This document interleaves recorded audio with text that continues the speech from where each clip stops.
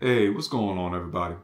So, in the last video, just to recap real quick, we talked about building each other up, encouraging one another from First Thessalonians 5:11, with the overarching theme of the video being the help that people need. And that one was an important one. And if you didn't get a chance to see it, please go back on my channel and take some time to look over that one. It was a little bit longer than the normal video that I've done, but still some information.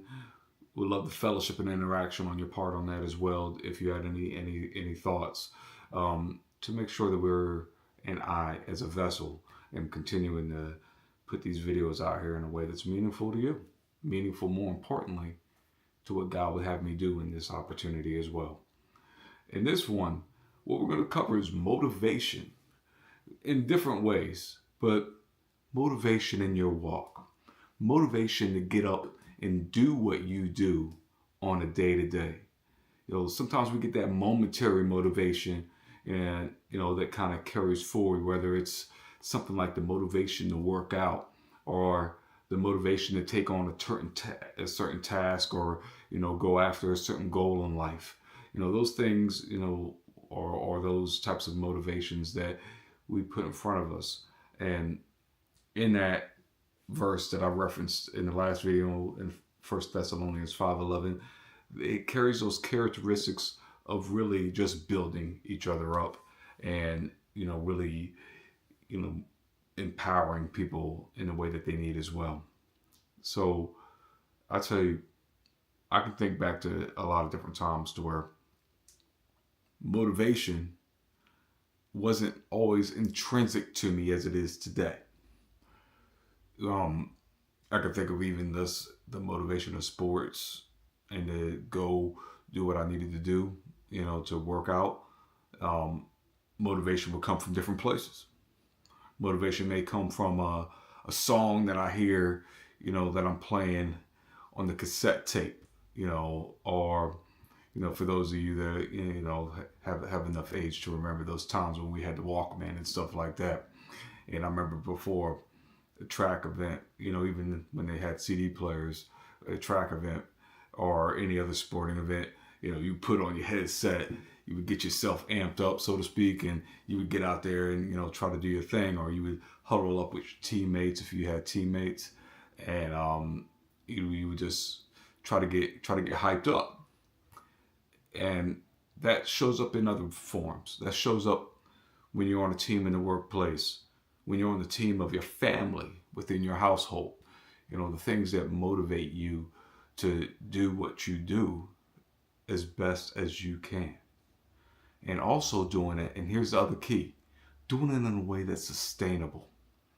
And here's what I found out, that I can have a goal, I can have a thing that is a potential aspiration, so to speak, or different things, still to this day, especially not too long ago, you turn on a motivational video and that'll get you revved up. The year turns into the new year and you're like, oh yeah, new year, new me. And that type of stuff will get you revved up. And I started to think to myself, it's one thing to have momentary motivation. One thing to get ignited or sparked by something.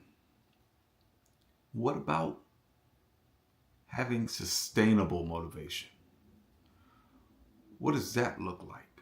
How would that be? What would need to be in place for that to happen?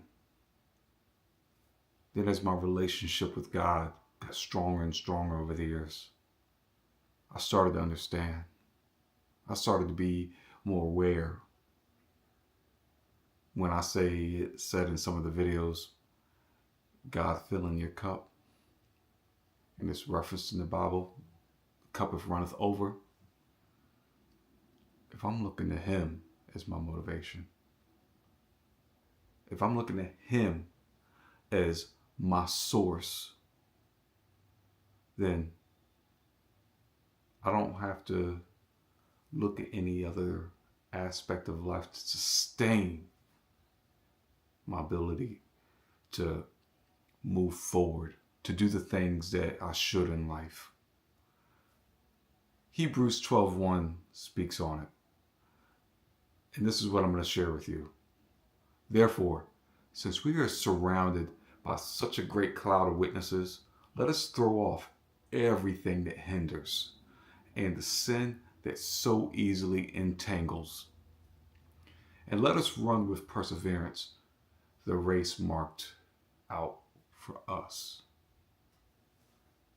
The race marked out for you. What does it take for you to continue to have the drive to do what you need to do on a day-to-day basis, and doing it with a form of motivation? And I don't just mean the motivation you get from things going well, but what about the motivation you need to have when things don't go well? Not just me, not just you, but a lot of people, not everyone, but a lot of people face more rejection, disappointments, so to speak, setbacks, hard times than we may, for some of us, realize, and struggle with getting the motivation you need in order to push forward.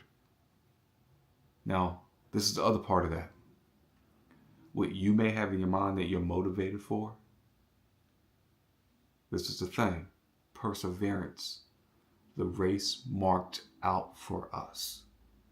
So just because you're motivated to go in a direction may not be the right direction. You need to check in with God on that.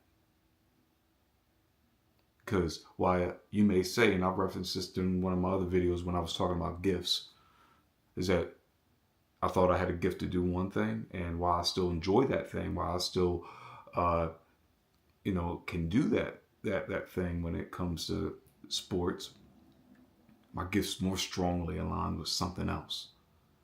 So while my motivation was there for that other thing, and I still did it as best as I could, what I was supposed to be doing was something else.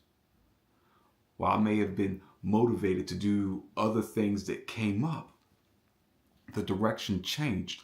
But the other important part about that is that when you're living a life for God and you're motivated to do what you're meant to do, it's not about what direction I'm going that fulfills what we want alone without God. It's about what we are doing in that race along with God to do what we are supposed to and are meant to do in life. That gives your journey a whole new feel.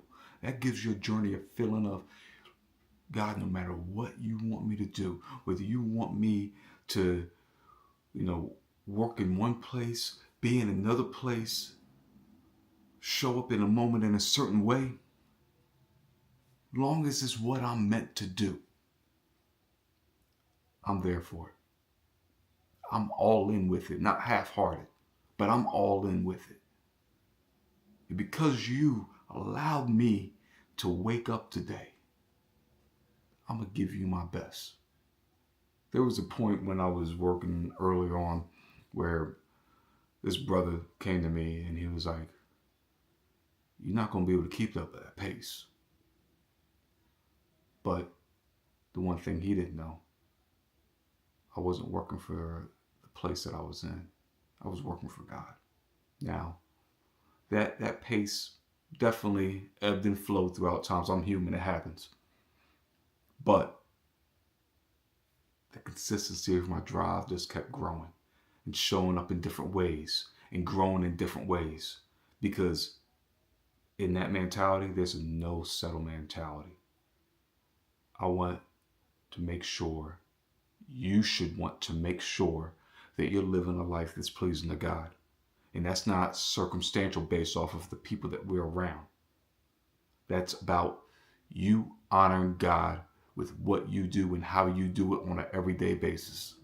And that's important. And that fills you in a way that you can never get from anywhere else. When you have fellowship, when you are doing things that are monotonous, that are draining you as far as an energy standpoint. And I've had those moments, I've had those times. You get up, you do it again. You get up, you do it again. You get a rejection notice, you keep going, you keep growing. You don't let the things in this world stop you from focusing on what you're meant to do. Because what you're meant to do is definitely for you. Can't nobody in this world take that away. Can't no opportunity afford you what God's going to afford you, what God's going to open up to you, as long as you open up yourself to be ready and receive it. To be able to move in it in a way to where you're focused on Him in your life. And those things around you, as it said in Hebrews 12:1, therefore, since we are surrounded by such a great cloud of witnesses, let us throw away everything. Listen again. Everything that hinders and the sin that easily entangles. When you keep your focus on what's important, when you keep your focus and why you are doing what you're doing, wherever you're doing it, on what's most important, on God, no matter what happens with that place, no matter if that's just a season in your life, no matter if you have to have some changes and transitions in your life, your motivation, what is continuing to build you up, what you're continuing to grow into, is going to continue to transpire in your life. It's going to continue to be there in your life. And with that, whatever you are going to continue to do, whatever transformation in place that God has for you, for what you're meant to do, that's going to continue to happen as long as you're focused on the right things. As long as you're focused on the main thing, so to speak, and honoring God. God bless.